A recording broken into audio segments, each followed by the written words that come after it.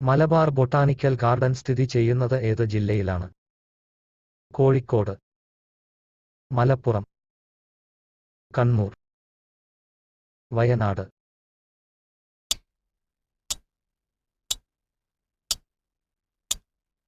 ഉത്തരം കോഴിക്കോട്. ഡോട്സ് എന്ന ചികിത്സാ സംവിധാനം ഏത് രോഗചികിത്സക്കുള്ളതാണ്?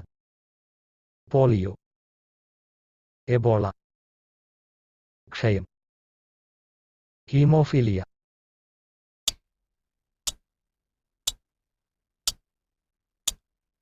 ഉത്തരം ക്ഷയം. മനുഷ്യരുടെ ക്രോമസോം സംഖ്യ എത്ര? 23 എണ്ണം, 46 എണ്ണം, 22 എണ്ണം, 44 എണ്ണം.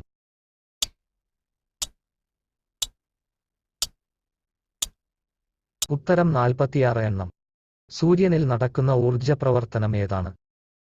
Nuclear fission, nuclear fusion, chain reaction. ഇവ ഒന്നുമല്ല.